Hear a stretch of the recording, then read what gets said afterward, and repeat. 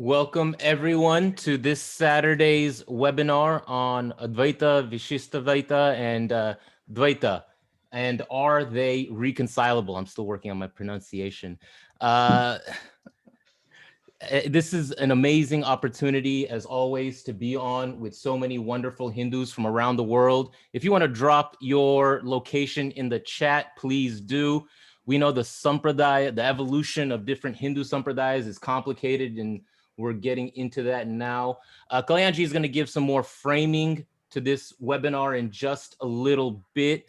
But let me just introduce our special guest, our panelist, who's also going to be teaching a course on this in the next quarter. Shri Krishna Kashyap is currently retired and lives in India after working in the USA for almost 40 years in various areas of technology and business. He has devoted decades to the study of Vedanta, Sanskrit, and yoga with many traditional teachers, including Mahapadhyaya, Sri K.S. Okay. Ankur, Yeah. I don't want you to pronounce all those difficult names, okay? We let Krishna ji pronounce those names himself, okay? In just a minute, all right? All right, so let me just get to the last bit and hand it off. Krishna ji has focused on the true nature of Vedanta philosophy, highlighting the close relationship between the three main systems of Vedanta, namely Advaita, Vishishtadvaita, and Dvaita, by exposing and exploring major misconceptions regarding them. So I'm happy to be on with you. Kalyanji, why don't you give it some framing and we'll get this webinar started. All right, fantastic. So namaste, everybody. Thank you all for joining. And as usual, some people have already started putting down where you are from, so you can continue. Where are you from? You can just continue typing in where you are logging in from today, okay? So we can all see how many people are joining, from where. Somebody from London, California, Winchester, Virginia, New Jersey, Bengaluru, North Carolina, Richland, New York, Phoenix, Houston, Dallas, India, California, Indianapolis, Irvine, Pittsburgh, Atlanta. Very nice. Okay, so we got a terrific group of people here today. We've crossed 200 participants in the webinar. This is really, really fantastic. Now, I want to begin with a couple of general statements that, for most of us in our contemporary times, to be exposed to one sampradaya deeply, through the instrument of a guru, meaning a genuine acharya, a genuine scholar in that sampradaya, would be a great privilege in our contemporary times. Okay. And how I know that is because I had the unique privilege, perhaps not so unique anymore, but the privilege of being with a guru, a really great teacher, Swami Dayananda Saraswati of Arsha Vidya Gurukulam, under whom I learnt primarily Vedanta with a very strong flavor of Advaita Vedanta. And I must confess that the kind of depth of learning that I have in Advaita Vedanta, I do not have in the teachings of Dvaita, Madhvacharya, or Ramanuja Acharya's Vishishtadvaita, and so on. So I think, you can locate yourself here. You don't have any exposure to any of the Acharyas, number one. You are deeply learned, or at least you have some exposure to one of the Acharyas. Or you've had the opportunity and the privilege of learning a little bit about each of the three Acharyas, okay? You might be in any one of these places, and I don't want to conduct a poll now to find out where you're at. But I think it's fairly unique to encounter somebody who's dedicated decades of his life to exploring all the three Acharyas, three major Acharyas. And that's the introduction I want to give to Krishna Kashyap. And Krishnaji, why don't you take a minute and share a little bit about your own personal journey of learning and exploration and the teachers you have studied with, so that we can the audience can get a flavor of it. Sure. Can I share my desktop? Please, yeah, sure. Okay, how do I do it? Hold on one second. Share screen.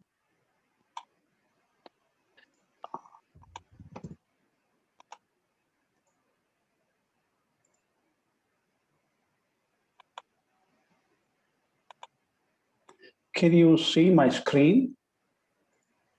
Yeah, you can see. You had to. Can you put it in full screen mode? I think I put it in full screen mode. What's wrong here? It's in full screen room. It's good. This is in full screen. It's great. It's great. Okay. It's fine. Yeah. Okay. Go ahead. Yeah. Thank you very much for the kind introduction. Let's see if this works. There's some problem here. Just a second. Oh yeah. All right. Thank you everyone for giving this opportunity for me to talk about my journey. I come from quite a traditional family here from Bangalore. So when I grew up, all I knew was Ramanuja Sampradaya. I was born and brought up in a Ramanuja Sampradaya environment here. My grandparents were all like priests and Sanskrit professors and all. So because of such a background, I could understand quite a lot. Even from a young age, they pushed me into learning Sanskrit. I learned Sanskrit till Sahitya level. There is one level below Vidvat. So it's pretty serious Sanskrit even at that level. So then came a slight different thing. When I was about 19 years old, I met my friend's father, and he's from my Sampradaya originally, from Ramanuja Sampradaya. He told me one simple thing. He said, look, Ramanuja Acharya is at level 3. I am an Advaiti now. I have converted into an Advaiti. I am at level 7 because all my Acharyas are at level 7. And Ramanuja is right over there, somewhere in level 3. This hit me straight at my face, and I couldn't sleep for a few days. And I said, I'm a sincere guy. I had sacraments of, the thread ceremonies and all those things, and even the sacraments of Ramanuja Sampradaya, like what they call it as Prapatti, Sharanagati, Samashrana, and all the sacraments. And I was a sincere kid. Suddenly saying that I'm following the wrong path. This is going to get me into a 3rd level where I had to get to the 7th level. That confused my life, actually. So then I said, I'm going to start learning because I'm not prepared to deal with this. So I went and started talking to my gurus. They taught me Bhagavad Gita. So I learned Bhagavad Gita at about 19, when I was 19, studied all the bhashyas of Bhagavad Gita, Shankaracharya Madhva. So my grandfather was really a great person. So it was a wonderful introduction. His name is Sampradayas. If he had not given me that introduction, it would have been very difficult for me to go further in my life in this line. Then I came to America, worked there. I was roughly around when I was 32 years old. I was doing a lot of work in astronomy, and in astronomy, just out of my interest. And I found a lot of incompatibilities between what I read in the Puranas, that so many yojanas, and so that is a distance between sun and the moon, and all those things. I read some weird numbers, and those numbers didn't really jive with the scientific what I learned in science and astronomy. Suddenly, I thought that, wow, just like any ancient civilization, like Mesopotamian civilization or even Egyptian civilization or something, Egyptians thought that they could take a lot of money to the next life. So they hid a lot of money, gold, silver, and all in their, pyramids. So I thought Indians also were somebody like that. They had their own worldview and future after death and all those things. That's all bogus. I thought they don't know anything. So I became an atheist, Nastika, what they call. I believed in nothing. I stopped believing in everything. And I was a little bit happy at the time. Oh, no, I don't have to believe in anything. So I'm very good. So Krishna, how old were you when you stopped believing in anything? 32. 32 years okay. old. All right, 32. great. I was in AT&T Bell Labs doing a lot of work there. So I became a Nastika. And I was happy that I was a Nastika for a few months. Suddenly it hit me saying, oh, I come from such a powerful background. Even the foreigners think that the Vedic background is so powerful. And why I have, what is this, what happened to me? And I started questioning, and I could not answer, because everything is a bunch of textbooks. You can't have anything real. Then suddenly somebody said, why don't you read some Kathopanishads? And I started studying Kathopanishads. There is I just came across one simple statement. Nayam atma pravachanena labhyaha namayadhaya na bahuna shrutena. By just studying, giving lectures, by all those things, this Brahman or Atman is not realizable. You can read all you want. You can finish all the 64 Vidyas and 4 Vedas and everything all put together. You need something else. What was that? Some direct insights, direct realization. Then I thought, oh my God, then I'm dumping my whole background just because I don't have direct realization. So I need to understand the background of what this is much, much more deeply. Then I gave up my Nastikata or atheism, and at least was becoming open to say that I need to learn what this is. I don't want to believe in what they said, but I want to learn. I want to understand. So I became open. Then started the truth-seeking phase. I studied under different Acharyas. Even in India, I had studied under my grandfather, then Dr. Anantarangachar, K.B. Subbarayadu, who came and stayed with me for about a couple of weeks. He is a professor at Varanasi, Advaita professor, and I hope he is listening somewhere. I haven't seen him in a long time. K.B. Subbarayadu, like that, Ananta Krishna Shastri here in India, several people, and I called up people, and I started teaching Bhagavad Gita. I've taught Bhagavad Gita about 3 times end to end over the last 40 years. So this is what happened next. I tried to understand and think about it, right? This is what I did. This is my short background. But recently, I will go and continue with my background a little bit later. Why don't you go ahead with your next question, whatever you have. Okay. So, I want to once again step back a little bit. See, if you look at the history of Hinduism, when North India came under enormous stress from Islam, the custodianship of Hinduism moved into the south, and the 3 great Acharyas, Shankaracharya, Ramanujacharya, and Madhvacharya, were born in the south.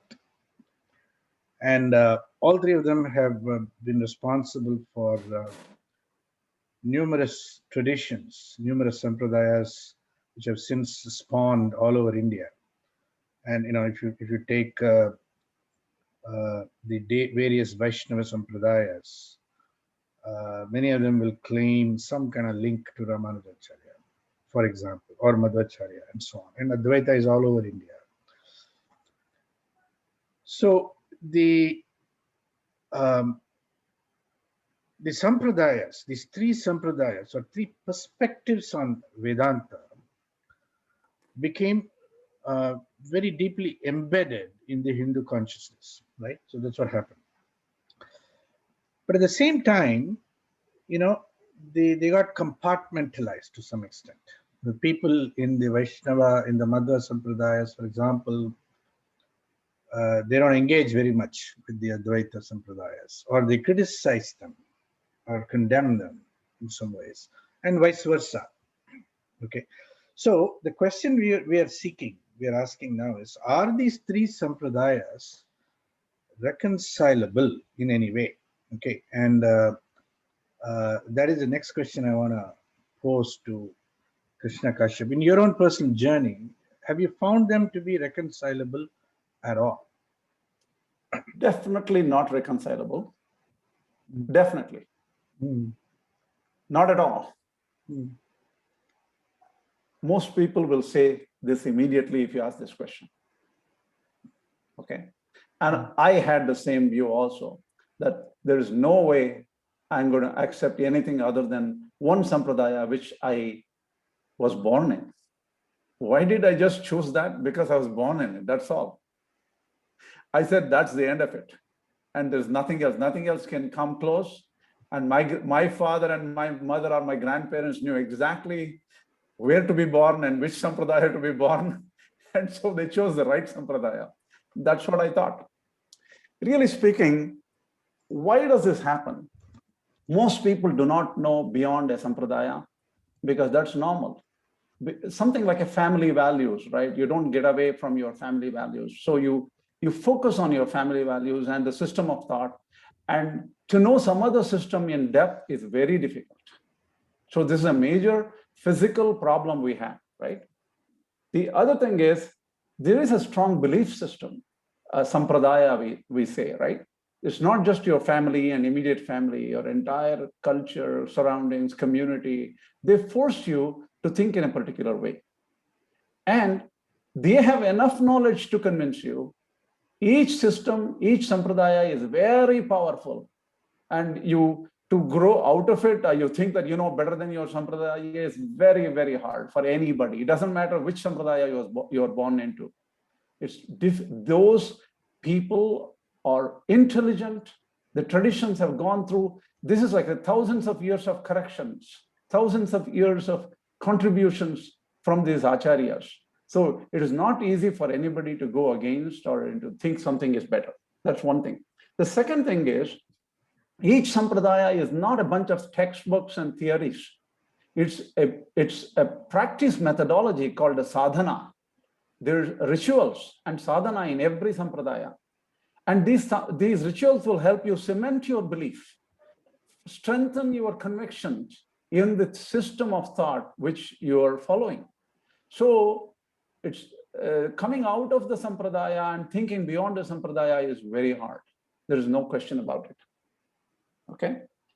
Then what happened to me? Let me continue a little bit, then we will go to the next set of questions. Then I started meeting a number of teachers. Because I had a Nastika background. I was an atheist, right? I want to be a little bit open at that time. So, what is this? Why can't I find fault with my own Sampradaya? What is wrong with some other Sampradaya? I was very open with it. I started questioning a number of teachers. And I have had an advantage. One of my teachers, Dr. N.S. Shankaracharya, had taught 3 bhashas, Shankara, Ramanuja, and Madhva, for 4 times in the Bharati Vidya Bhavan. He's a very famous person. He has written 120 books. Gold medalist, President of India, award winner. Like that, I have 4 or 5 of them who are of similar caliber. I met with so many people, but many of them were a little bit more traditional to my taste. I asked tough questions. 15 years back, I met one person called Sri Kottimangalam Varadacharya, or for short, he's known as KSV. He told me one thing: ask me any question you want, I will answer it. I said, any question? Yes. You ask question in Islam, Quran, or Bible, or Vedas, anything you want, you ask, I will tell you. That's what he said. I didn't believe it. I started fighting with him for 3-4 years. At the end of 3-4 years, I figured out that this person is something remarkable. Then I met his student, M.A. Alvar, and he and I are constantly in touch. This is what happened in my journey, right?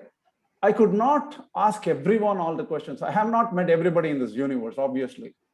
And I'm sure there are a lot of other people who are greater than Sri KSV or Alvar or anybody else. They may be. I have not met them. Why? You need to understand our life is like a fast flowing river. You can only meet so many people in your life. Time is, going at a high speed. You can't look back and say, oh, last year I'm going to turn back to time. And then, oh, I wish I could meet that person 5 years ago, 10 years ago. It's impossible to do that, right? This is what happened in my life. I'm always looking for new teachers constantly. I want to learn. I will never say that I have learned everything. They say, Baladapi Shukadapi. You have to learn from a child or from a parrot. I sincerely believe that. And KB Subbaraidu told me one simple thing.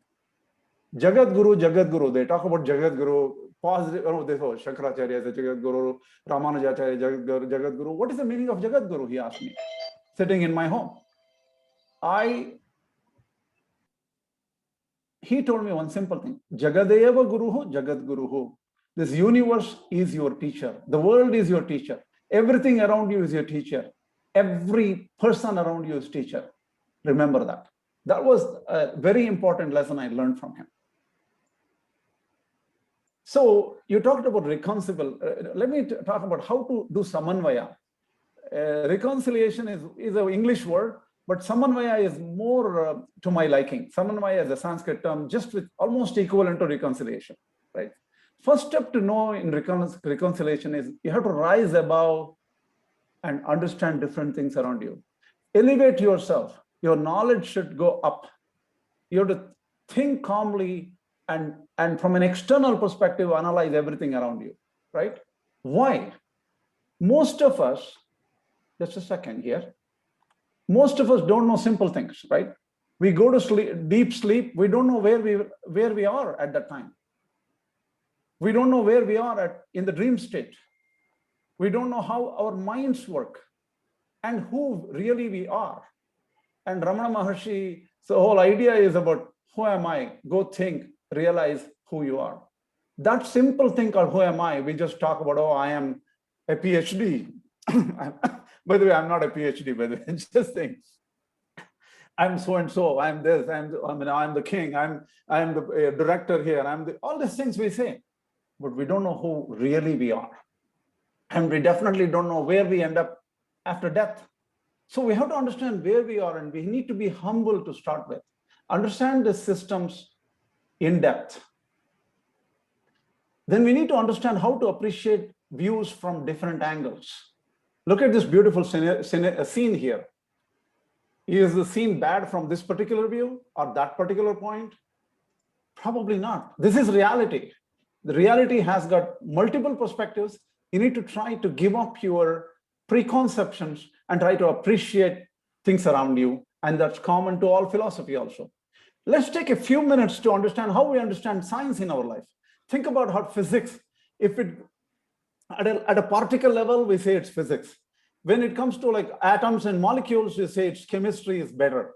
Then if the life force is involved, you say biology is important. There is stratification of science everywhere around us. We don't seem to be upset. Biologists will not fight with chemists, or chemists will not fight with psychologists, because they know that these are slightly different adjacent sciences, and sociology comes on the top. So we are used to complexity in our worldview.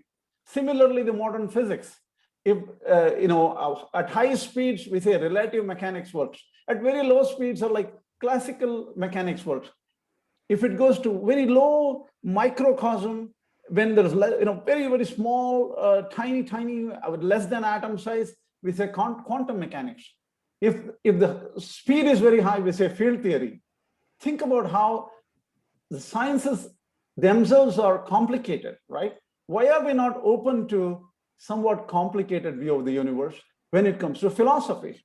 When it comes to philosophy, we talk, for this present class, we're talking about Advaita, Dvaita, Vishtadvaita. There's a lot of commonality between these systems. For example, the same set of texts called the 14 Vidyasthanas, the Vedas, the Vedangas, Uttara Mimamsa, Purva Mimamsa, Vyakarana, all those things are common. The Prasthanatrayas are common. Bhagavad Gita, Upanishads, Brahma Sutras, they are common.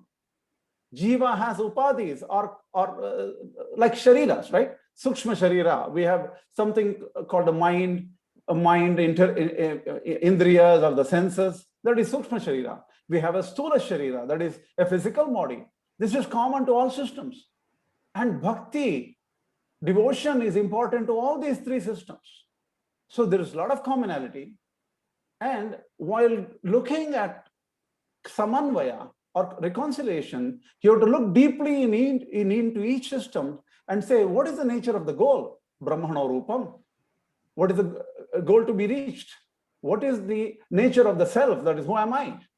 What is the nature? And what is the methodology from where I am to get to the goal, which is Brahma? Then what is the nature of the fruit, or the fruit of all these sadhana we do? What is the end point?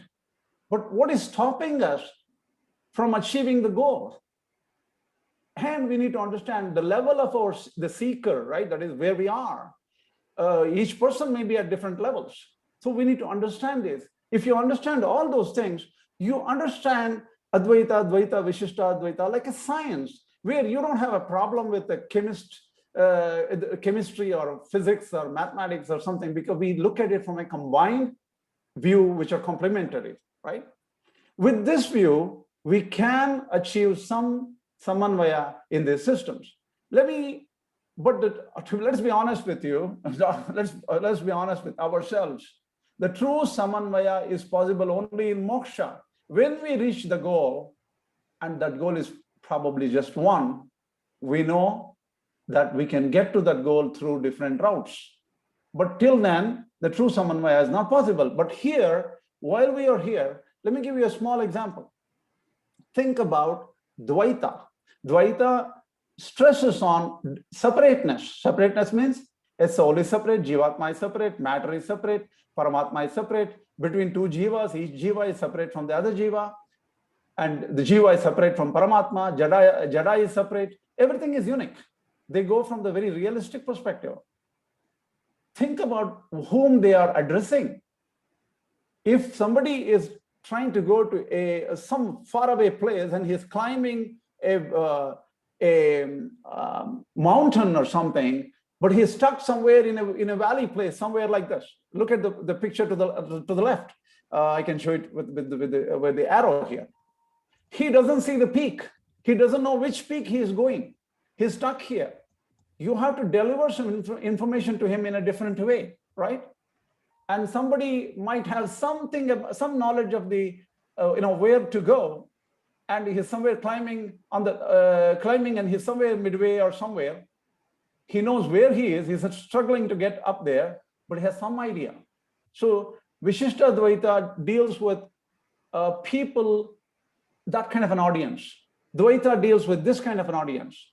And Advaita deals with more like, they call it as, if you are sitting in a plane, and if you can look at the peak somewhere, you don't go stop somewhere, this peak, and land in a peak, that too without an airstrip or runway or anything like that. You go straight to the goal, right? Advaita teaches to people of that capability.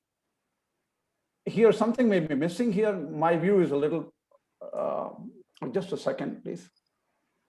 Okay. Advaita deals with the top 1% of the aspirants. Shankaracharya says, Adhikari bhedena vyakhyasya. Depending on the capability of people, he gives different solutions to different set of people, Shankaracharya. So he calls them Vidusham, Avidusham. Vidusham means intelligent ones. Avidusham, that means not intelligent ones. If I ask this question to somebody, hey, are you intelligent or not so intelligent? Immediately all of us will say, I'm intelligent. Yeah. This is the common answer we give. But Shankaracharya says, have you left I and mine completely? This is mine, this is me. I and mine completely have you left. Then you are intelligent. We don't look at that. And 99% of the people will fail that. So if somebody says, oh, your home is taken, or your children are taken by somebody else, you walk, you rush, you dump this damn seminar and walk away, right? So Krishna, I just want to interrupt here a little bit, okay? Okay. See, I think, there is a particular thing that you're trying to illustrate here, which is the sampradaya, the particular sampradaya, each one of them, Advaita, Dvaita, Vishishtadvaita, are representing a particular relationship between a seeker, an aspirant, and the reality which they are seeking. Mm-hmm. Right? And it is natural. There are a couple of comments already on the chat window. Who are complaining that this samanvaya, this particular samanvaya, is a samanvaya from the Advaitic perspective. I expected this. Okay. So therefore, I think this is a central challenge that we have to engage with. Okay. Now it is not possible to resolve this in this webinar. Okay. So I want everybody for the audience to relax a little bit. And traditionally, within each sampradaya, the respective acharyas, especially the later ones, the earlier ones, the earlier acharyas don't have the benefit of arguing with the later ones. The later acharyas definitely have the benefit of arguing with the earlier ones and problematizing the earlier acharya. Okay, this is called progress. You take progressivism. This happens throughout human history. Christianity argued with Judaism, and then Catholicism was born. Then Protestants argued with Catholicism. Protestantism was born. And Islam started arguing with both of them, at least with Catholicism. So Islam was born, and so on. So in the progress of human thought, the later acharyas have the benefit of mounting polemical arguments against earlier acharyas, which has happened in our traditions. Okay. However, I want to provide this particular insight. Okay, if you or I are exposed only to one sampradaya, right, and our knowledge is confined to that sampradaya,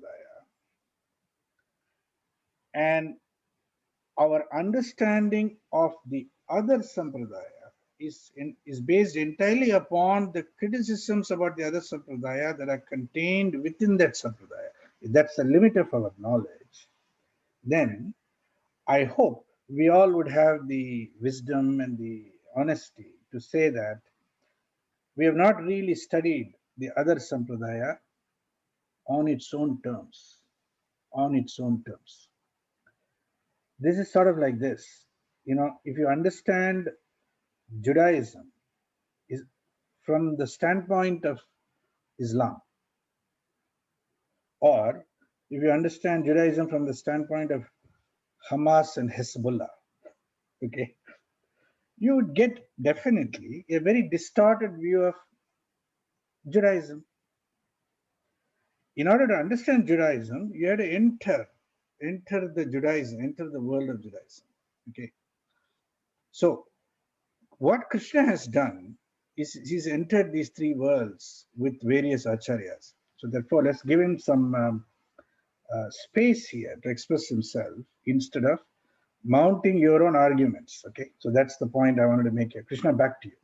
Let me continue. I understand the possible questions, but let me continue for a few more minutes, and then I can come to those questions. Okay. So the thing is, Shankaracharya also, for most people, gives a simple method of bhakti, separation, bheda. This is for most people. For a very highly qualified set of people, the method is slightly different according to Shankaracharya. That's all, right? So let's, what is happening here? It's getting stuck. Hold on a second. Okay. So let us look at Samanvaya in terms of sadhana, right?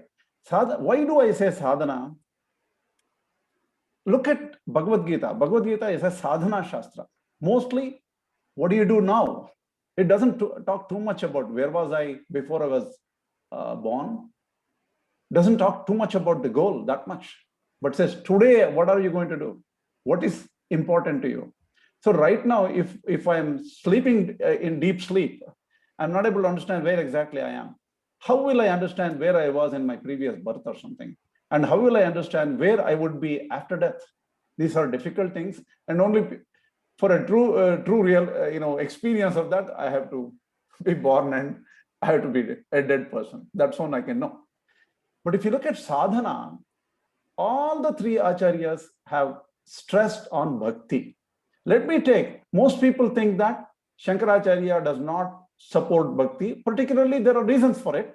They pick up the books from Yoga Vasishta or,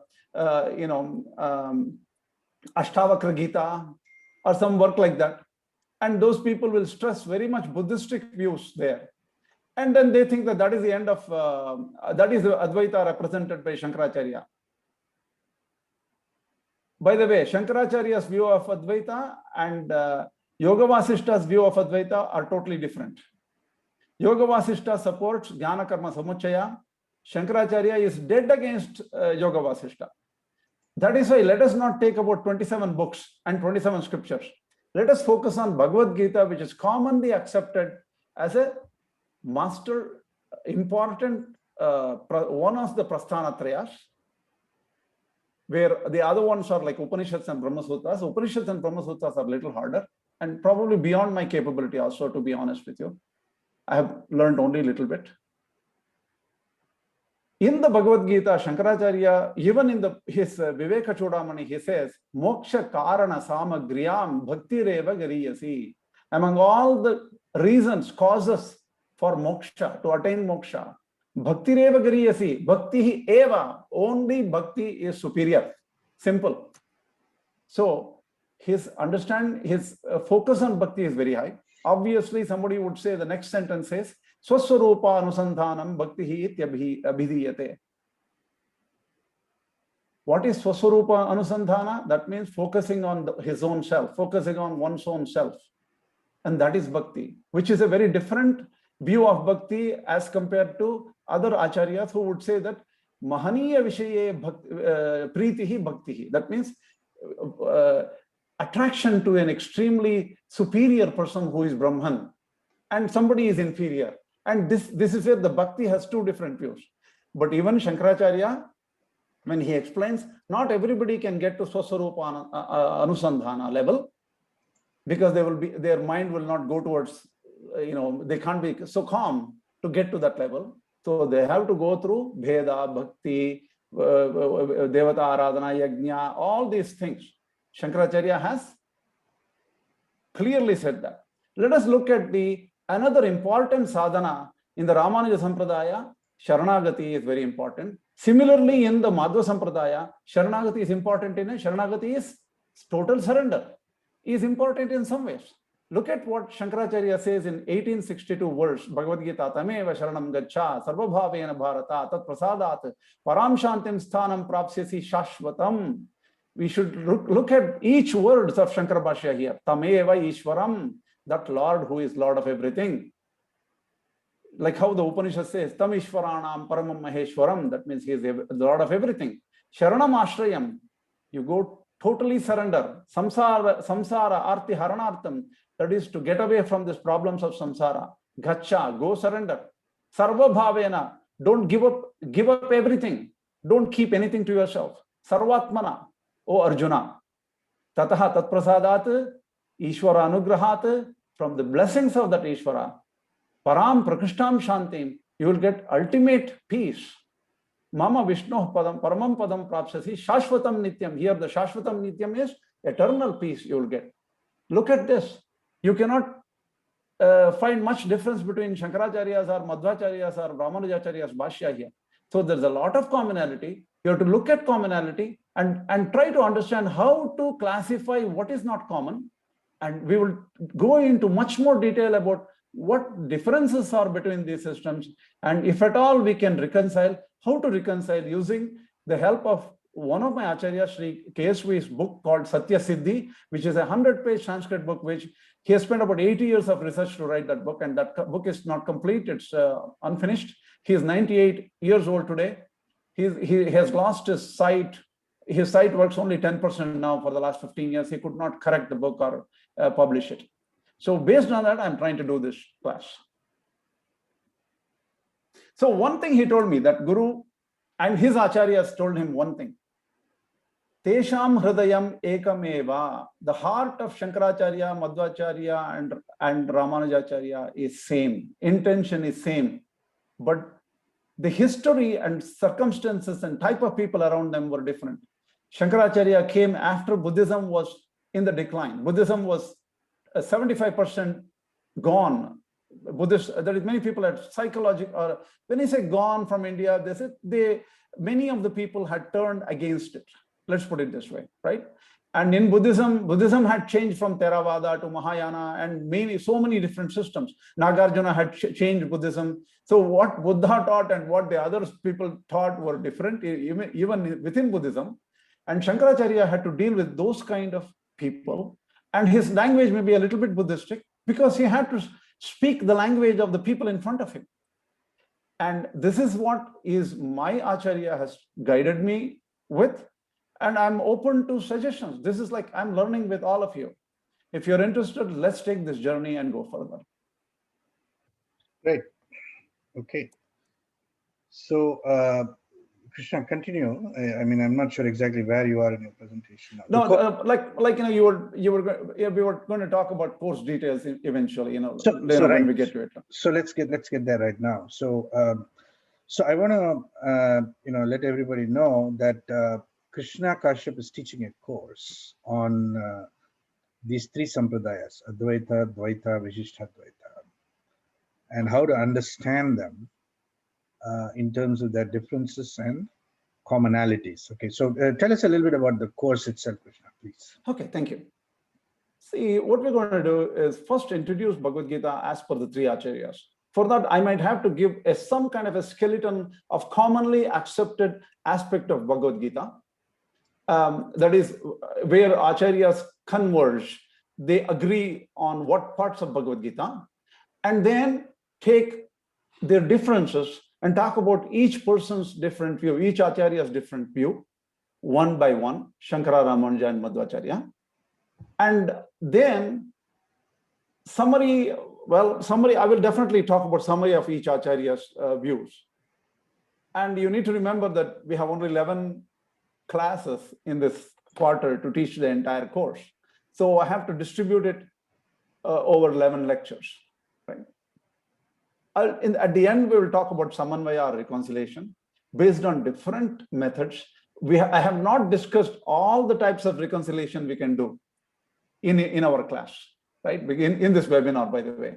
In webinar, I just gave a small taste of reconciliation, taste of Samanvaya. There are so many deep aspects of Jnana Vishaya, so many things are there. I just mentioned some of them, and this is not exhaustive, by the way, right? This is the trailer. The real movie will start in the coursework, right? And the benefit of this course is you'll be able to understand these three schools of philosophy, particularly with respect to Bhagavad Gita. This will also give you some information, some fundamentals about how to deal with Upanishads and how to understand Brahma Sutras. Because Brahma Sutras are diverse, there are like 500 sutras, they talk about different things, their assumptions are different. Bhagavad Gita is more coherent. There are 700 verses roughly. It's one speaker, one listener. Arjuna is the listener, Lord Krishna is the speaker there. And Acharyas respect Sri Krishna pretty much equally. So we have some coherence in Bhagavad Gita, and that's useful. Okay, so Krishna, what kind of students should take your course? Good question. People who are interested in philosophy, that's one thing, right? Second thing is people who are interested in Bhagavad Gita, different views on Bhagavad Gita, and they don't need to have very good Sanskrit language skills. I will explain everything in English. I might quote in Sanskrit, but I will explain everything in English. Definitely some maturity, which is required to have this pursuit of this kind of information, right? Otherwise, I don't see as anything as prerequisites. Just interest, keen interest in this, that's all, to survive the class. So let me ask you this. If a person is already committed to one Sampradaya, right, and they're deeply committed to it in the sense that they may have some difficulties with the other Sampradayas' views, then would it be appropriate for such people to take your course? Very good question. I will answer no and yes. Okay. No is if somebody is afraid that their system of thought, I'm trying to convert them and get them out of their system. They should not even attend. That's for sure. But if they have trust that I want to know more, by knowing more, I will understand more about my own system of thought better. If you have that, it's a good idea. So you need tenacity. You need to think that knowledge is always valuable. And you need to, first of all, think that these three acharyas are not three warring factions who are committed to destroy each other. That's not at all the view. Shankaracharya came at a time where their Veda Samrakshana was the main issue, because the Mahayana Buddhists and other people say nothing exists and there is no need for Vedas, and they were going away completely in a different way. And Buddhi or intelligence was more important to them. He said, no, Vedas are very important. So he came with a different purpose. Shankaracharya came with a different purpose. Ramanujacharya came with a different purpose. Madhvacharya came with a different purpose, but they are all brothers from the same family of Vaidika Arsha Siddhanta. If we can understand this, there is no issue. There's definitely some broad-mindedness is required. If they don't want to, I am not going to ask them to come and join this class. Right.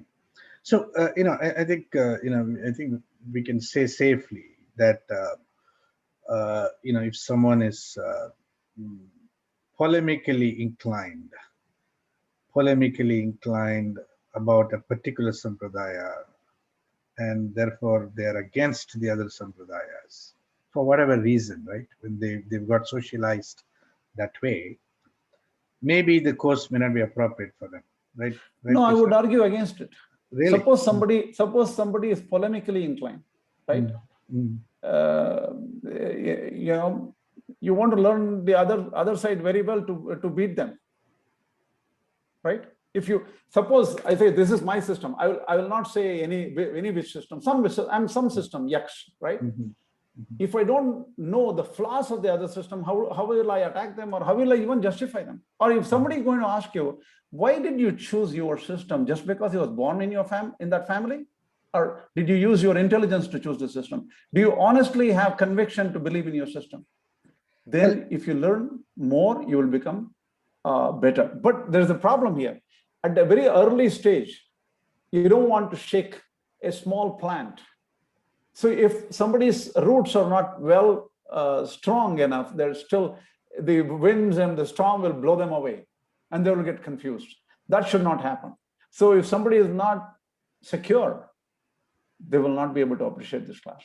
But to me, I think I'm going to treat all these three acharyas with equal respect, because my own acharyas have given me this wonderful thing. Tesham hridayam ekameva. That is my fundamental viewpoint. I'm going to continue to have that, justify everything what it comes. Here and there, there are some, what do you call? Think about this. These three systems are not homogeneous. For example, the students of Shankaracharya also came from Buddhism, and they had some Buddhist views. And later on, they did Mula, Vidya, Nirasa, and so many issues about where is this Avidya saying. So many things came post Shankaracharya. Similarly to Ramanujacharya, Jain people and other systems of thought came into Ramanuja Sampradaya, and they became eventually Ramanujites, but they were originally Jains and probably Buddhists or somebody. In Madhva Sampradaya also, Madhvacharya himself learned under an Advaita scholar, right? So things, different people have come into different things, different systems, but it depends on how you view. More knowledge, I think, will get more clarity to me. But if somebody is not so sure and they're afraid, they don't need to get to this class. And I would learn every other system. The reason I learned Shankaracharya system so deeply is somebody said that you're no good, you're following the wrong Acharya. I wanted to be convinced about what I'm doing.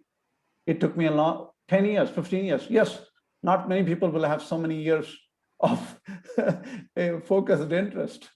I just got lucky. Yeah, very good. Great. See, listen. So we're going to get into some Q&A in a minute. Okay. Okay. But I just wanted to say that for all of us, right? The one of the eminently distinguished characteristics of Hinduism is that it has allowed organically the flowering of so many perspectives on the truth. And Krishna did a brilliant job of explaining how chemistry does not negate physics, and physics does not negate biology. Biologists are not in opposition to physicists. So this whole notion that these acharyas are against each other is an unfortunate development that is predicated on and based fundamentally on a lack of understanding of not only one acharya but the other acharyas also. And in that regard, Krishna, I'd like to ask a question here. What in your view is the state of dialogue across these sampradayas today? See, the state of dialogue is an issue, clearly. Yeah. Okay. In the olden times, when my Acharya, Sri KSV is 98 years old, he recollects Bhandarkere Swami from the Madhva Sampradaya and Virupaksha Shastri, Mahamahopadhyaya, Virupaksha Shastri, N.S. Anantakrishna Shastri, who are like great multi-level scholars. They used to study everything and they used to know many systems across. Such people existed and they were happy to communicate with each other and argue with each other and come to some understanding, right? Nowadays, such deep scholars are rare. Life has changed, right? We've become, in the last 50 years, the air travel, internet, and everything has changed. So the world is changed and not many people can go into so much depth. They would have finished Vedadhyana, all the shakhas of Veda, many things they used to know, but since they were very young. Now we jump into engineering. We want to do business also. We want to do medicine and so many things, and then come back again and say, oh my God, I need to know my roots. So we are having a Brownian motion in terms of interest and stuff like that. We only have few years of our life we can dedicate to what we learned here. Right. Yeah, so it's great. Well said, Krishna. And in this, in the Brownian motion of our respective lives, right, we are scattered hither and thither. I think spending three months inside a capsule called course at Hindu University of America is also a possibility. So while people can go wherever they go after that, but in this course, I think you'll get an opportunity to look at the three main interpretations of Vedanta as they exist today, which are very, very popular, and look at it through the eyes of someone, Krishna Kashyap, who's been studying these for a long time, from his own to answer his own questions about these three sampradayas. So I think it's a very exciting opportunity. Now, let us take some questions. We're going to answer questions only from the Q&A box. Okay, we're not going to answer questions in the chat box. Okay, there's a lot of traffic on the chat box. Now, Ankur, do you want to quickly launch the poll and then we'll go into Q&A? Yeah, and Krishnaji, if you're done sharing your screen, please stop share. You can stop sharing. Exciting conversation in the chat. Put your questions in the Q&A box. I'm launching a poll. Please fill out this poll to let us know if you're interested in this course, what you'd like to learn from this course, and if someone from HUA can follow up. And I'm going to announce a $100 discount for this course for the next 24 hours. So if you've been moved so far, enroll quickly and we will give you a $100 discount. I will drop the information for the course registration page in the chat again. I dropped it in earlier. And in there, you can see the schedule, the timing. There's some of those details that Krishnaji put on his PowerPoint are in there. Take a look there. The course starts on April 12th. It'll end June 21st. It is going to be at 9:30 p.m. Eastern time to 10:30 p.m. And you're expected to do studying and research and inquiry on your own time as well. It's not just the 1 hour during the course, but this webinar replay will be made available. The course will be 100% online. You will get an @hua.edu email address. You'll be enrolled into our learning management system where different readings and assignments and however Krishnaji wants to run the course will be uploaded. Again, Hindu University of America is an important institution for Hindus across the world. If this is the course that you want to get in, enroll in first, please do. Fill out that survey, the poll. There's 3 questions right there. And 98 out of 278 people have completed, the 100 people have completed the survey so far, only 35, 36%.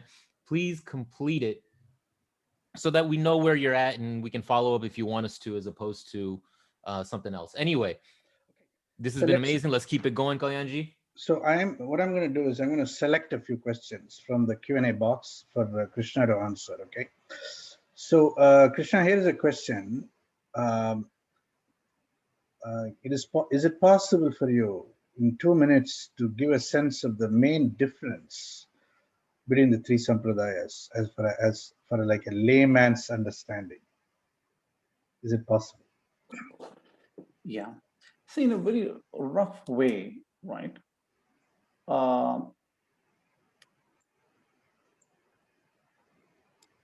Take from the Madhva Sampradaya view, where what we come across in our life is Jiva, Jada, Paramatma. 3 entities, right? Jiva means souls or Jivatma, all of us. Jada means matter. Paramatma is the Lord, the controller, right? These are always separate in the Madhva Sampradaya. They never can become, one cannot become the other.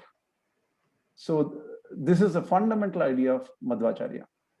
This is known as a Pancha Veda doctrine. Each Jiva is different from the other Jiva. Each Jada is different from Paramatma and also from Jiva. They are distinct. Jada cannot think. Jiva is conscious. Paramatma is super conscious. Hari Parataraha. So there is Hari is that Paramatma, and then he is, everything is dependent on him. He is the only independent thing. Everything else is dependent. This is the view of Madhvacharya, where there is Bheda in the moksha state. Also there is Bheda in the any state from Trikala, that is past, present, and future. There can never be anything other than Bheda. Atyanta Pancha Bheda. That is the Madhvacharya's view. On the other hand, Shankaracharya's view is that this difference, what we see, is only apparent. What we see today, because we are in ignorance. When the ignorance goes away, we see that what remains is only one thing, which is Atman or Paramatma. We just call Atman, that is fine, because the Upanishads call that entity as Atman. Brahman also is a term used for the same entity. And that Brahman is Nirguna, Nirakara. Nirguna means attributeless. Nirakara means there is no shape or any kind. It is consciousness alone. Prajnanam Brahma, only made of consciousness. And that cannot be explained in any way. That is the Advaita point of view.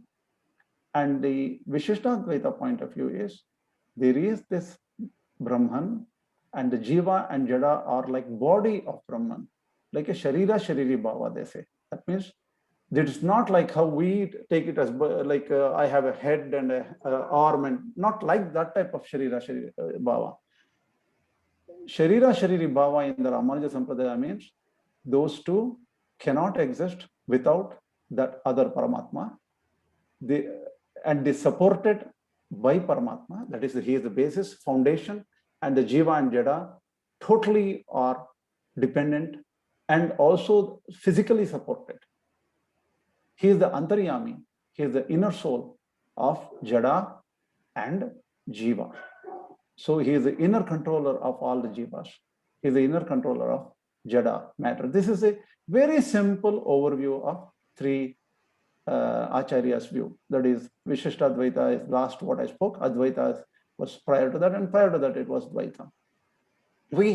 To clarify this, We have to go much more in depth to understand how they see. As we any philosophy has to be understood in this fivefold methodology. Where are we? What is the nature of Prapyasya Brahmano Rupam? That is, what is the nature of gold? Who is the nature of Brahman? What is Brahman and what is the nature? Praptuscha Pratyekatmana. Who is the achieve? Who has to get there? What is the nature of that self? Who are we? Praptuscha Pratyekatmana. Prapti Upayam. What is the methodology to get there? Phalanchayava. Once I get there, what will I get? Prapti Virodhicha. What is stopping me from getting there? This is what we need to understand for all these three systems. And there is fine differences between these systems and a lot of commonality also. Yeah. So here's a question. Are there only 3 Sampradayas in India? It's like asking me a question, are there only 3 languages in India? So no, there are several. There are so many, Shivadvaita system from Nilakanta Dikshita and Apaya Dikshita supports that. That is why he wrote a book called Chaturmata Samarasya. He is, and I recently got that book. Maybe I will be studying that book and adding some more information from that book. So there are Veerashaiva system. There are different kinds of Vedantas, different Sankhya, Pashupata, Nyayavesheshika. There are several systems. Ours is a open, true democracy of thoughts. People can come up with anything they want, and as long as they justify and then live that, everybody can live their own life. We don't force anybody to accept any other system. So that's how we grew up. See, you have asked a very good, important question. I want to just mention one thing about it. Everybody thinks that Vedanta is all about these 3 acharyas or 4 acharyas or 5 acharyas. That's a wrong concept. What really happened was the Shanmata Sthapana was done by Haribhadra Suri, who is a Jain, who said there is 6 matas. But actually you have to go far beyond, and ask yourself that our systems came from the Rishis. Ours is the Arsha Sampradaya. And our main textbooks are the Vedas, the Vedangas, Mimamsa, Nyaya, Purvamimamsa, Uttarmimamsa, Nyaya, Dharmashastra. These are our Puranas. Puranam Dharmashastramcha. Edas Chaturdasha. Some people say it is 14, some people say it is 18. It depends on how you count it. But these are the fundamental texts of our Sampradaya, the Vaidika Sampradaya. Obviously, Avaidika Sampradayas are like Buddhism, Jainism, and there are several. Within Buddhism, there are so many, right? So we had an open dialogue between Buddhism, Jainism, and the Vedantic systems for thousands and thousands of years. So that's how our system came today here. yeah, and ultimately, the coexistence of so many different perspectives, so many different sampradayas, each one powered by a very deep textual and traditional and practice-oriented traditions, is the distinguishing feature of Sanatana Dharma or Hinduism, right? It's a family of traditions, and that's one of the best way to understand this. Now, here's a question. Will you be dealing with, and I'm going to frame it a little differently, will you be dealing with the historical background in which these 3 acharyas emerged, and perhaps the corresponding question is, would you be able to relate their respective views to the particular historical context in which they were situated? It's a very important question. Without the historical background, we can never do justice to these acharyas. So we have to understand what was the environment prior to Shankaracharya, what was the ideology of the Buddhists, and how many people tried to change it or to voice their own opinions, like the Mimamsakas, Kumarila Bhatta. And see, we will definitely go through some introductory level of history of Vedanta. how did we get here? What were the ideas before? There were so many other acharyas like Vrittikara, Bharata Prapancha, Tanka, Dramida, Guhadeva, Kapardin, and all these people who were prior acharyas of different systems. We'll try to develop the thought and what was the fundamental problem they had. Brahman, for example, I'll just give you a small question. The Buddhists came with a theory saying that if Brahman can be modified, right? That is, if Brahman can undergo change, then that Brahman will perish.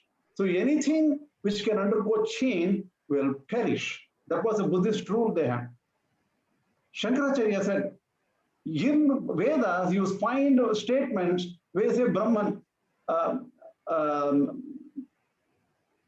there are statements which say that Parinamat is a sutra in Brahma Sutra. Brahman underwent change. Bahusyam, he became many. From one, he became many. So it talks about transformation. Shankaracharya said, I'm going to attack it and say, transformation is unreal. Nothing happens to Brahman because he is Nirguna. What happens is to a Saguna Brahman or the appearance of it.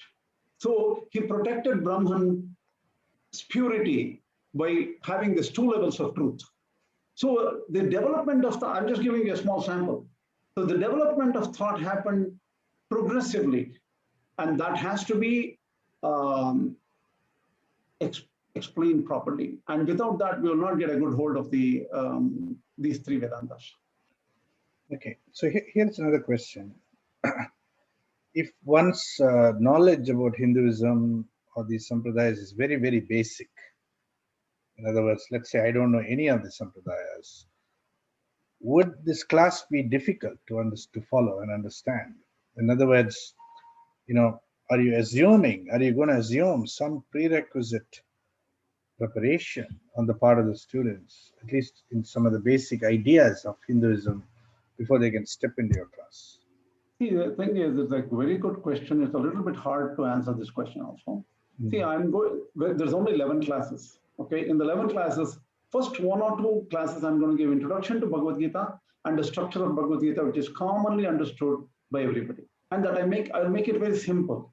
I'll just not explain all the Sanskrit shlokas, but just give the summary of how the common structure of Gita is. Then I will explain why each Acharya took a different position and what shlokas they have a slightly different view and what are the different unique characteristics of these Acharyas' views. So I will try to do it everything from first principles without all they need to know is good logic and they have to have interest. That's all.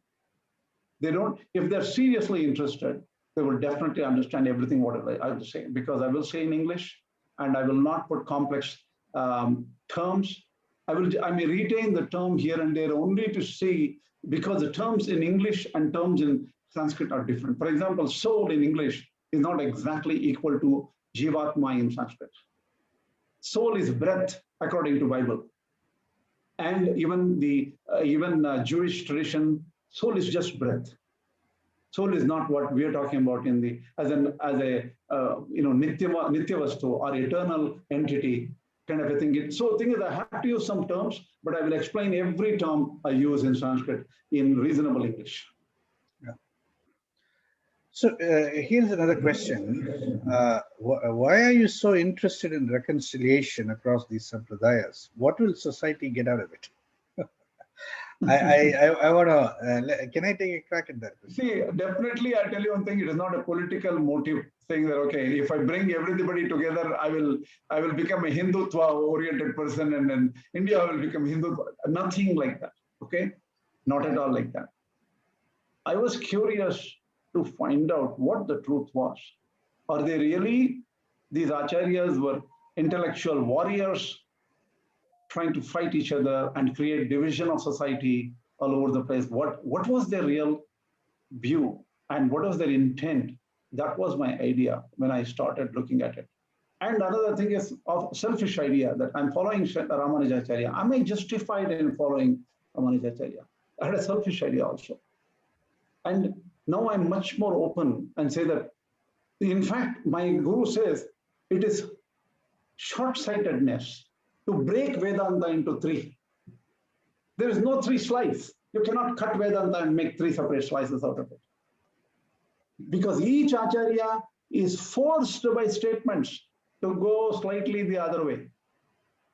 There are strong Advaitic Shrutis, strong Dvaitic Shrutis, strong Ghataka Shrutis, which are combining this together, statements in the Vedas. So these Acharyas have to play by the same rules and similar rules. There may be exceptions here and there. So because I wanted to understand why, how come the same texts like Bhagavad Gita, Upanishads, and Brahma Sutras are giving 3 different views? I want to understand the depth of it. Is it just, their crazy ideas? Or is there something in Sanskrit? Sanskrit can give you all sorts of meanings for the same words. So I wanted to understand the depth. It was just my casual interest, which became serious over years. Yeah. Very good. So, Krishna, how will you, if your class devolves into a argumentative fight between the people committed to their respective sampradayas, how will you handle it? Very simple. It's only 11 lectures and 1 hour each and 30 minutes, right? I will say the bell is up. So the knockout or no knockout, nothing. They have to stop and then wait. No, I'm just joking. What it is I'll try to give all sorts of information provided by my great acharyas. This is a learning process even for me. Suppose somebody is arguing heavily, unless they want to forget the Zoom, a virtual thing and come near my home and beat me up or something, or go to somebody's home and beat somebody up or something. Unless it's a physical problem, intellectually we can definitely solve these issues. There's not a big issue. Yeah. See, so many acharyas' views have given me enough weapons. If I don't have enough information, I will go and ask them anyway. I'm learning every time. So the whole community will help me go to the next level. Wonderful. So here's a question. Is there a book that you can recommend that describes and compares these sampradayas of these 3 acharyas? See, or have you authored a book? Have you authored a book on this topic? See, the thing is, I wrote a small paper, about 45 pages, English paper called Satya Anveshana, which is just a translation of my Acharya's book, which is actually, he wrote a book called, a big one, and an introduction, 8-page introduction in Sanskrit, and I summarized it and made it a Satya Anveshana. That paper should give a good idea of these 3 systems of thought. But that won't be specific to Bhagavad Gita, but a generic 3 systems view. Yeah. And it gives a lot of even samanvaya descriptions and usual misunderstandings about these systems of thought. Many of the people, they misunderstand Ramanuja Siddhanta, for example. They have a lot of problems. 90% of the Ramanuja followers believe that it's identical to Madhva Siddhanta. So we'll get there. When we get there, we will go into deep depths and differences. Yeah. Okay. So here's a question. Is 11 classes enough to do this? That's the toughest question. It is not enough. I just want to give you a small taste of what we are doing. I have finished 70 lectures on Bhagavad Gita. I'm comparing Shankaracharya's, Ramanujacharya's and Madhvacharya's commentaries on it. I've only finished till the 4th or 5th chapter of Bhagavad Gita while discussing that means what? 4 chapters out of 18 is like 25% less than something like that. I have finished over 70 lectures. So if you want to go really deep, there is no end to it because it goes deep actually, right? But what I want to do is give an overview summary, which is going to be a high-speed summary. It is more like a plane trip from this point to this point to this point to this point, right? So if they want to get deep at it, they have to study a lot more. This is just more like a beginning thing. I try to make it as simple as possible so that they don't get drowned in jargons, concepts so deep. I'll just try to make it very simple and try to present it. Yeah, very good. Excellent. So the course is starting around the second week of April, okay, and the price is normally $300, but for today, just for today and tomorrow, we've reduced the price to 200. So if you want to register, you can do it right away. So let's take another. Ankur, you want to say something? Somebody was asking, is this the course if you don't know a lot about Hinduism? And in some ways it is, but Hindu University of America has an orientation to Hindu studies course, which we encourage newcomers to attend, get connected to the university, see what we have. And then, but if you're up for it, you can get into this one probably. And Krishnaji's obviously walking people along wherever you're at. But the orientation to Hindu studies course is that first course we encourage people to introduce yourselves and introduce us to you as Hindu University of America. And then Krishnaji, if you could get that link to the article that you wrote, the paper, and we'll definitely include it. If you enroll in the course, it'll be part of the LMS and you'll have access to it through there as well. I can email it to you now. I would suggest, are you going to use that paper in your course, Krishna? I can do that. That's much better, I think. Yeah, let me give it in my course. I will give that paper. Course, yeah, because that's a good homework study for them where to get used to information. So I'll do that after the first lecture or something. Yeah. See, I think it's important. From the standpoint of our attitude in approaching such a course, right? I just want to say a couple of things. If we are organized around imagining that in order for one sampradaya to be true, the others have to be false, right? Or one to be more true, the other has to be less true, etc. Then I think you would be beginning at a place from where one has to move a little bit, and I'll give you an analogy, and Krishna has already dealt with this in his own way. If we say you and I as a human being, we are made of carbon and hydrogen and oxygen, largely, would we be wrong? Would we be wrong? No, we won't be wrong, right? If we say, as human beings, we are made of atoms, electrons, molecules, quarks, and all kinds of subatomic particles, would we be wrong? No, we won't be wrong. If we say, you and I as human beings, we are made of dreams and hopes and aspirations and ambitions and sometimes regrets and resentments and imaginations, ambitions, and so on, would we be wrong? No, we won't be wrong. So the point is, it is possible to have different perspectives which are equally valid simultaneously. And this is the central teaching of Hinduism. Central, in fact, it is the core, the heart of Hinduism. Ekam sat vipraha bahudha vadanti.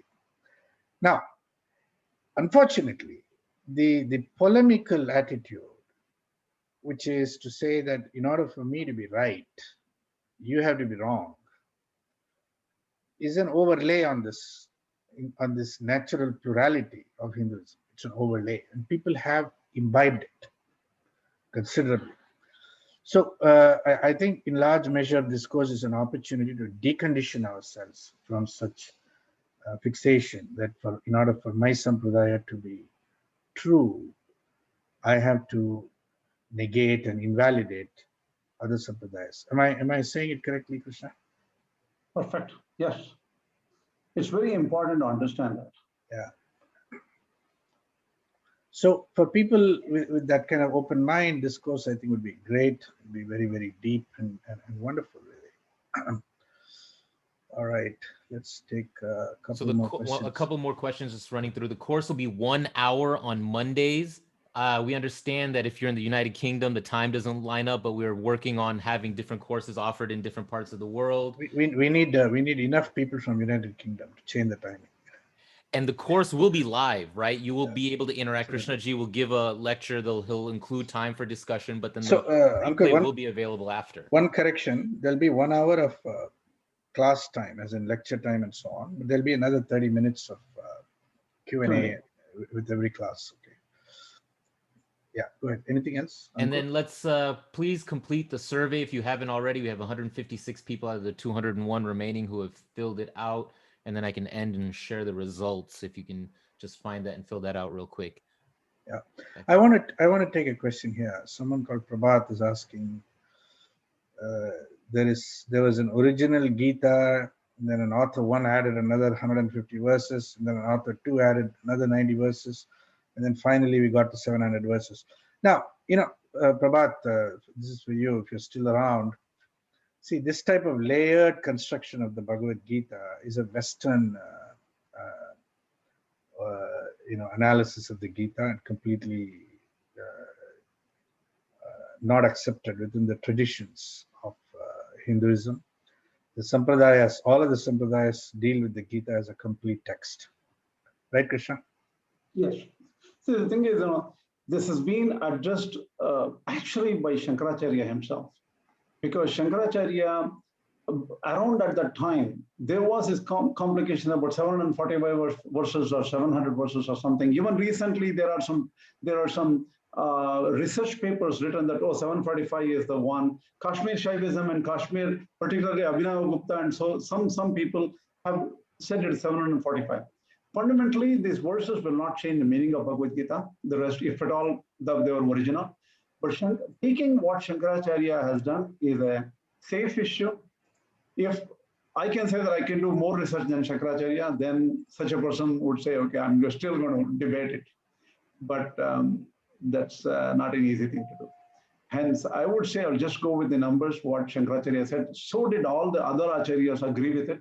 There may be 1 or 2 verses difference between these 3 Acharyas. Here, maybe just a question or something like that. It's not important. Here's an interesting question.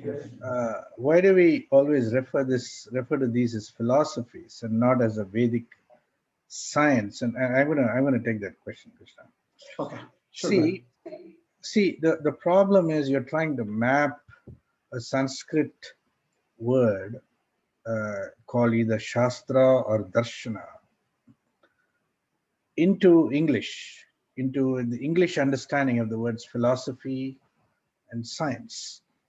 Okay, so did you know that there was a time not long ago that the word science did not even exist? All that existed was philosophy, and philosophy itself branched off into natural philosophy and moral philosophy and so on. And natural philosophy then devolved into science, and then science then broke into physics and chemistry and all the other biology and so on and so forth. So therefore, there is this progression of how things have evolved, even within the West. Now you take a word like darshana or shastra to map and try to map it into philosophy and science, there is going to be a loss in translation or loss in mapping. Okay, that's for a whole different exploration. We'll just leave it at that for now, because in order to use the right word, we got to be very clear about what we mean by science and what we mean by philosophy. Okay, let's take a couple more questions. Let me add one point here. Yeah, please. See, Lord Krishna says in the Bhagavad Gita, Pratyakshaavagamam dharmyam susukham kartum avyayam. That means everything he says is realizable right here and after. Nothing is just a theory. So this is science. You have to conduct the experiment in a different way. Vedanta vijnana sunishchitartaha sannyasa. This is what a mantra says, right? Vedanta is vijnana. It is science. When you want to do scientific experiments, you find some laboratory and some materials, and then you do the experience. But when you have to do the experiment on yourself, which is the subject, how do you do it? Can you put yourself under the microscope? Yeah. So now you have to do it in a different way. So this is a different example. This is science. If it were not science, it wouldn't be important for anybody. It's just like a, some kind of a folk tale or something. Yeah, but Krishna, the difficulty with that perspective is that in the Western understanding of the word science, okay, you have to take the subject out of the equation entirely, and only what is objectifiable is available for scientific investigation. So now, as soon as you take a Western word like science, which its limitations of what is scientific and what is not scientific, and apply it to our system of thought, which straddles the world of subject and object. That is Atma and Anatma. It becomes a little complicated when we apply the word science there. That's all my point there. See, one small point here. See, the Western science, we call it just Western science, just call it science, it's fine. Like as though India doesn't have science, just say science. Science is coming to understanding the subject. Let me tell you why. If you just Google hard problem of consciousness, if you look at hundreds and hundreds of papers on consciousness and people from artificial intelligence, neural networks, from philosophers, all these people are looking at what is this hard problem of consciousness. That is the problem of consciousness, right? So people slowly are giving a lot of interest and research in this field of finding what that self is, what the mind is, and stuff like that. They're coming there. Yeah, and the reason why it's hard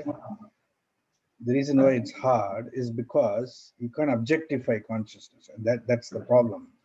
So its consciousness does not lend itself to the methods of science, which are based upon objective observation, empirical analysis, quantification, and on and on. So the methodologically there is a problem, and the Hindu answer is to go within, to observe yourself, and so on. So now the problem from the Western scientific standpoint is, if you go within and you come up with some observation, that's not replicable. That's not it's a subjective testimony. And how can that be science? So there is a problem right there, and it's a terminological issue. We'll deal with it in some other session, not on this one. Okay, so I think we're almost at the very end of this webinar. I want to encourage everybody to register for this course if you're interested.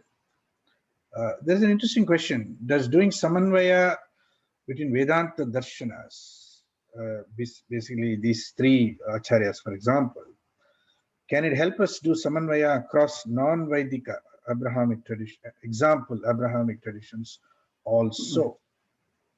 A very good question, and definitely it's possible.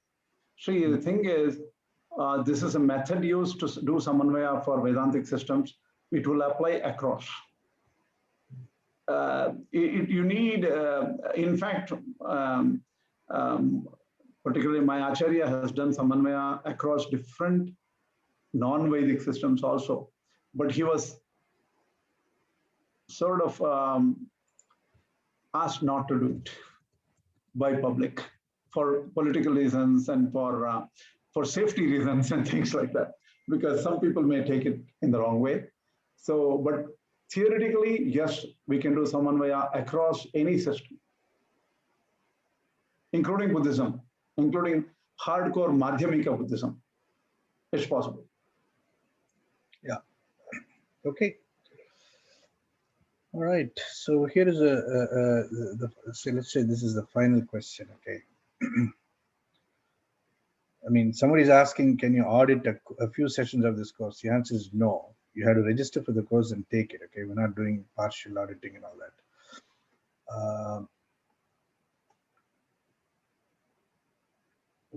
Why reconcile these three when there are hundreds? Yeah, well, that is true. There are hundreds, but these three are very important traditions. See, the thing is, the main thing about these three, why did we choose these three? These three are diametrically opposite. One says it's fully Bheda, right? One says it's fully Abheda, is one. The third one says it's somewhere in between. So these are like, if you understand the ideology in these three systems, you can extend it to so many other systems which are in between. Yeah. Okay, so the survey results are here. So we have about 65 people interested in the course, 41 people interested. What? Just the 3 views. 46 people are open to talking about the course with somebody from HUA. That's great, excellent. So I think we've got a very good outcome. And I think somebody from HUA will be reaching out and so on. Kindly enroll quickly. The discount will expire tomorrow. So Krishna, let me thank you for participating today in this webinar. It's pretty late for you now in India. I'd like to thank all the participants who stayed till the very end, and we look forward to seeing you again, either in the class or in another webinar very soon. Okay.